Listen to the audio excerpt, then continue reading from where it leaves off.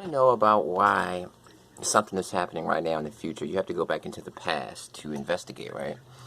And China is a country that's always in the news. It's always in the topic of conversation because a lot of people don't know much about China. They don't know much about the rise of China. Most people just know that one day China just appeared in the American news headlines, and all they know is China seems like a confrontational country that's hell-bent on competing with the United States of America.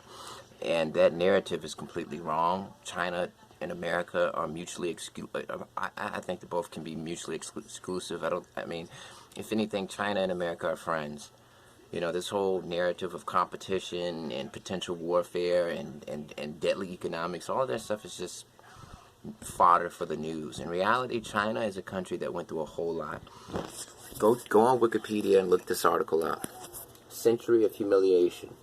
The Chinese Century of Humiliation. That means that China went through over 100 years of being humiliated by the international community.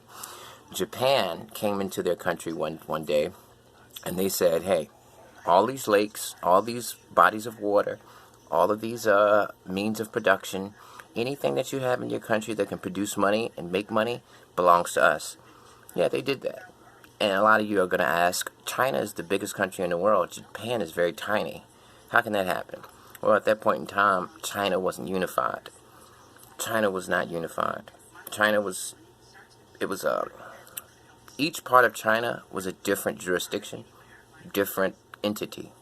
The north of China was a different entity from the south, from the east, from the west. So it wasn't a unified China. These were Chinese people, but it was a loose thing.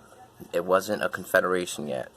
So, yeah, Japan was able to take advantage of China because China wasn't, they were fighting at that point in time. It was a warlord era. So here's another thing. Germany, a bunch of European countries, even America had owned ports. A port is one of the most important things that a country can have because that's what you use in order to trade. You need a port so that you can put your ships there so that you can trade goods. Trade from country to country. Other countries came into China and took their ports from them by force. You had Germany, you had European countries, you had America that had their own ports in Germany. Right? Because you got to understand, everybody wanted a piece of China because silk, all of the materials in China that you couldn't get anywhere else. So they had their own ports where they stole the Chinese merchandise, just put it on their ships, sent it to their country, and made money selling it in their state, in their country. Another thing that happened is Great Britain stole Hong Kong, and then you have something called the Opium Wars. The Opium Wars is basically, imagine if I come to your house and I give your children heroin. And you tell me, look, my children are underage, they're minors, it's illegal for you to give them heroin.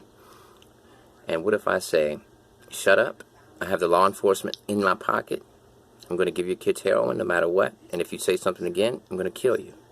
That's exactly what happened to China. England wanted their tea by any means necessary, and they didn't want to pay cash for it, they wanted to give opium for it. So China said, look, we're not allowing opium. Matter of fact, we're not even allowing you to trade with us anymore. If you want to sell your merchant trade with us, you got to do it this way. We're going to tightly regulate the trading with England and China. You guys aren't friends anymore. You have to come to this specific area, this specific port to trade.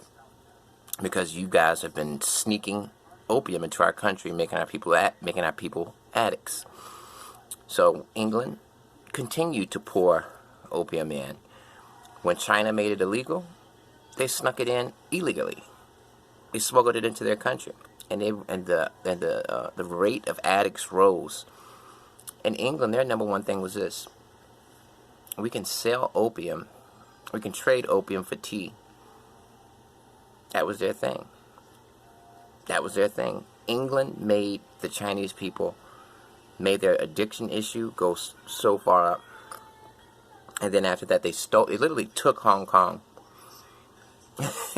So yeah, if you want to know why China has the fervor that they have, look up that Wikipedia article called Chinese Century of Humiliation. That Century of Humiliation was enough to make them realize that they couldn't trust anybody in this world, that black people were enslaved, Latino people were enslaved, and the only reason they weren't enslaved in China is by luck.